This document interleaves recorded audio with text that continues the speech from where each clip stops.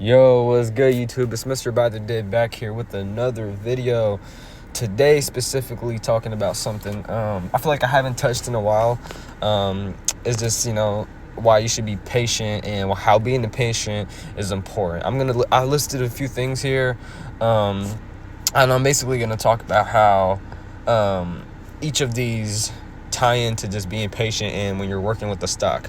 Okay, so the first thing is demand and supply. So basically the buyer's need and people who sell. Okay, so let's say if a lot of people have bought the stock, okay, those people are in one category, and the other category are the people who are selling stocks.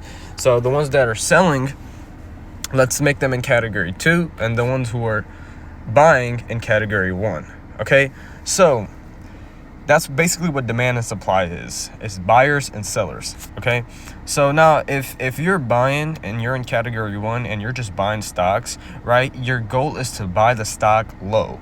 So if we see right here at 10:44 is when the stock was at 129 for Nvidia. So what category would have worked more for the buyers or sellers? The stock is pretty high at 144, so this is where the sellers come and roll. So category 2 was sellers. This is where they come and roll. They sell to get their profits and they get out. Now when you want to buy, you want to make sure you want to buy cheap, buy low. Okay, this is the most simplest thing and the most simple way to say it. Buy low, buy cheap, right?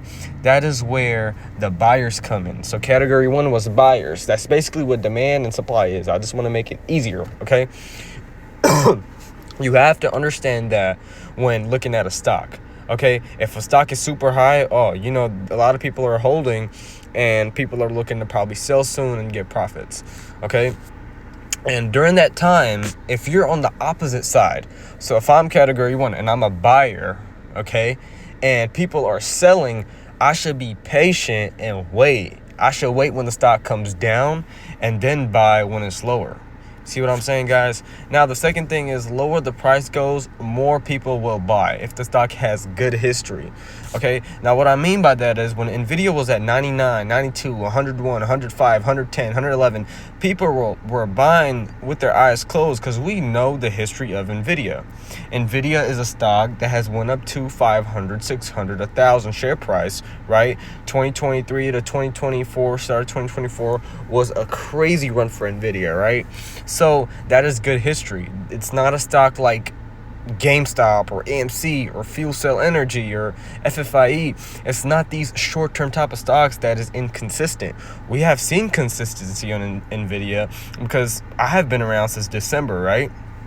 So since then to all the way right now, I have seen the massive gains Nvidia made. I've seen the reviews of people talking about Nvidia. I've looked at different YouTubers. I've looked at own research articles, and I've seen that Nvidia is a good long-term stock. It was up there with Apple. It surpassed Microsoft and Apple, and it just has a good history. It's a stock that can wake you up and be like, okay, we're getting serious. So it's important to know the history, the share prices, the news. You have to see what did Nvidia do when it was back at 499. It when it started to go up, it blasted all the way up to 800, 900 easily, right? And I remember those days because my first investment was December 19, 2023. Now, guys, the share price on here is not true. The share price was not $49. When I bought the stock, the share price was $499. The only reason why it says $49 because Nvidia did do a 10-for-1 split. So basically, their share prices were cheaper, so more people could buy it. But just going back to December and how it was at $49 and realizing that we basically went from there all the way up to 1,000. And they did a split and we came back to like 120.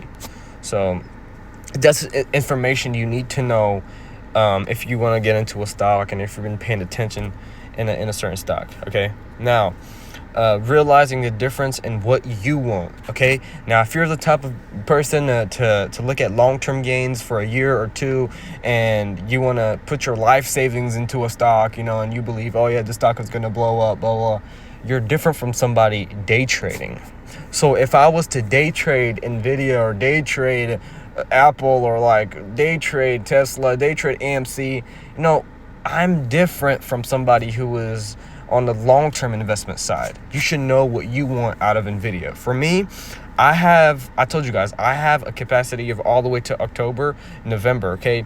I want to see potential gains by then. So this is technically my long-term. It is not something I want to, okay, I'm at $20, $30, okay, I'm going to get out right now. No, I'm going to stay there. I want to go back down, put some more money in, and I want to keep building that long-term portfolio with Nvidia. Now, if it was something like GameStop or Fuel Cell Energy, those are the stocks I don't really want to hold them for too long, right? I want to get in and get out. Okay, so knowing what you want, so when the time comes, when you're the buyer or the seller, and when your time comes to make a move, you're not second guessing yourself. All right. Then, when working with a well-known stock, expect going back up in patterns. So what I mean by that is, a lot of stock, when they go up, they're gonna come back down. They're not just gonna keep shooting up like crazy. But patterns are important. So one of the patterns I talked about is a W-shaped pattern. Okay, now that can lead to a big. So a W is right here. That can lead to a massive gain and potential to make a lot of money. So if you see a kind of like a W pattern going on in the stock, in the lines, it's make sure you buy it, because let's say this is the bottom of the W right here, correct? So when you're right here, what do you want to do? When you see that, the stock is right here, or it's below that little support line right there that's running all the way across, what is important to do is to buy, okay? But if we're at the peak of the mountain, at the peak of the W, you want to sell and get your profits. So when you slightly go under, then you want to buy. When you're up here, you want to sell. So you can buy right here and wait for that W to form again. When it goes down, it's going to go back up, right? If you look at the W, it goes down, up, down, and then up. Every time it goes up to that peak, that's where you want to sell and get your profits. If it comes down, that's where you want to buy. And if for example, a long-term investor in Nvidia like me, I would buy every time it goes lower, depending on my position, obviously. If it's 124 is my average cost per share, I want to buy at 122, 121, whenever it gets lower. And that's personally what I do. So if you're stuck on a short-term stock, do not buy in.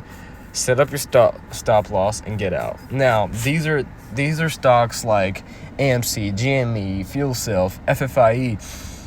You don't want to get caught up in these stocks, okay? If the position I'm in with GameStop right now, the only reason I'm still holding, because my stop loss is $75 to $80, right? That's what I'm comfortable with losing, and I'm towards the edge of it, right? So the best I can do right now is just hold. And at 75, if I see a $75 loss, I might just close GameStop, get out of that scandal, and just leave it alone forever.